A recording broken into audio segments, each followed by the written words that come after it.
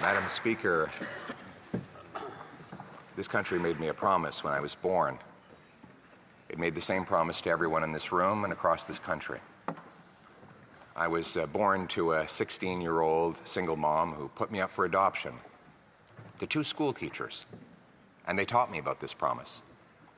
The promise was that anyone from anywhere could do anything, that hard work would earn a powerful paycheck. They would buy you good food and a decent home in a safe neighborhood. It's that promise that brought my wife's family here as refugees from Venezuela. 6 people in a 2-bedroom basement, working-class Montreal apartment. Her dad up at the crack of dawn to hop on the back of a pickup truck and go out into the middle of a farm field and pick fruit so that he could pay the rent. Today, her brothers are a soldier, a carpenter. Her sister is a nurse. Her father has a business with his wife, and they have all succeeded. The promise was kept. It was that promise that got me into politics in the first place, and I was very proud to be part of a government that not only kept the promise but expanded it. With the lowest inflation in almost half a century, incomes after tax and inflation that went up 10%, we cut the GST, we balanced the budget. We did it all while increasing health care transfers faster than any government since that transfer.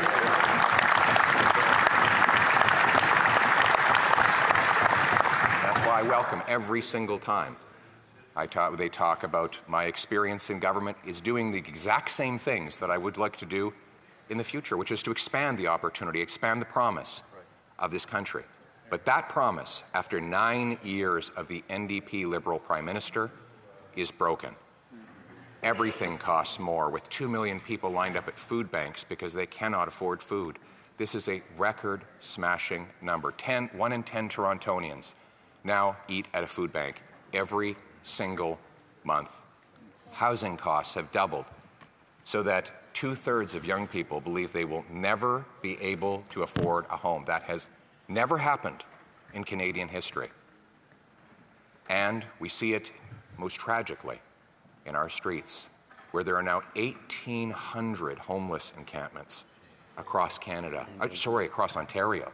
35 in Halifax. Quaint, beautiful, once prosperous Halifax has 35 homeless encampments. The Prime Minister admits in his own press releases 1 in 4 kids are not getting enough food. Malnutrition and diseases linked to it that had long ago been eradicated are making comebacks. We've lost 47,000 people to drug overdoses, more than we lost in the Second World War. These numbers are stories. They are human lives.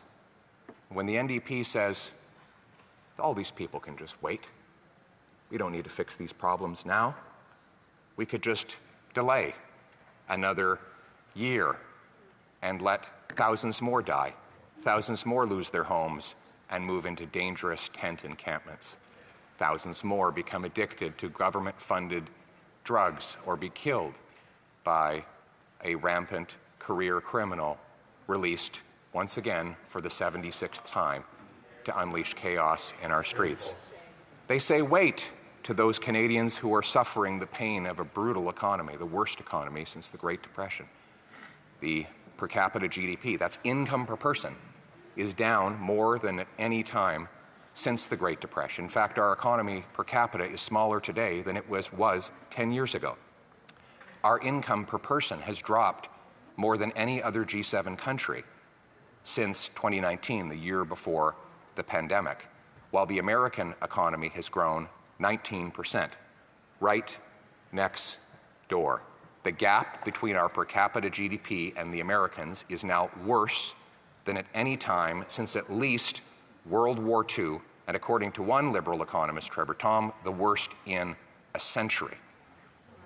We've gone from winning the war of capitalism with the Americans, the tug of war, where they were investing 30 to 100 billion more per year in our economy than we were investing in theirs in the first 14 years of this century, to in the last 9 years, 450 billion more Canadian money invested in the States than the reverse. Wow. Canadian dollars building pipelines, mines, business centers, shopping centers, and businesses that pay American paychecks. I love America, but I don't want to bring jobs to Americans. I want to bring home those jobs and the Canadian promise to this country.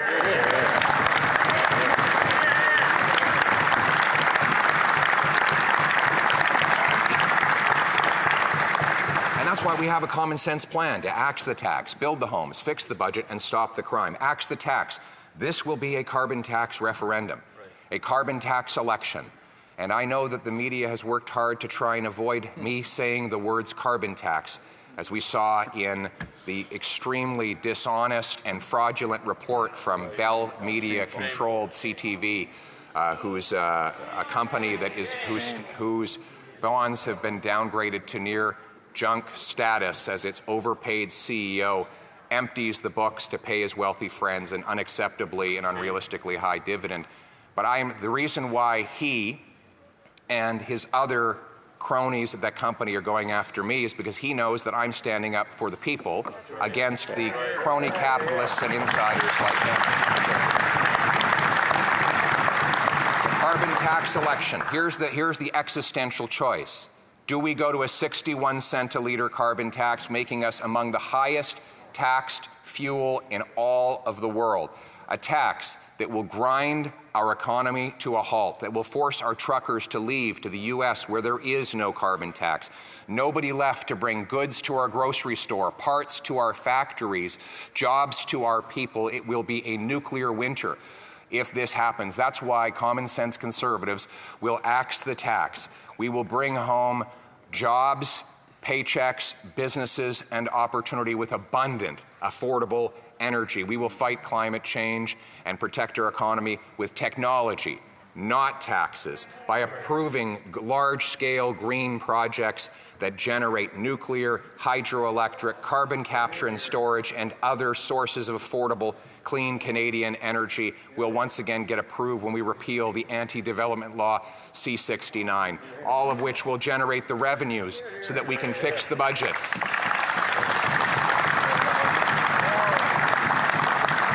We will fix the budget by unleashing massive growth through the elimination of bureaucratic barriers and firing gatekeepers so that our projects can get built, setting the goal that all three levels of government should aspire to have the fastest building permits in the entire OECD.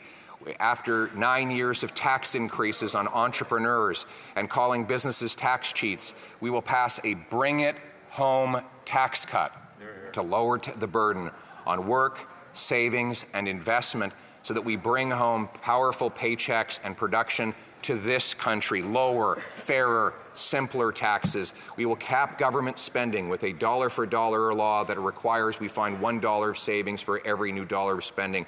We'll cut bureaucracy, waste, and consulting contracts so that we can get the budget close to, or hopefully on balance as soon as possible to bring down interest rates, inflation, and debt.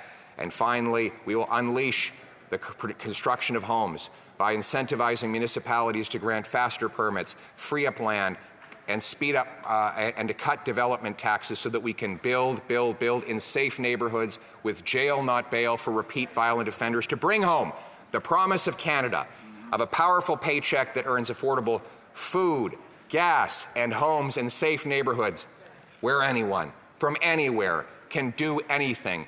The biggest and most open land of opportunity the world has ever seen. That is our vision. That is our purpose. Now, let's bring it home.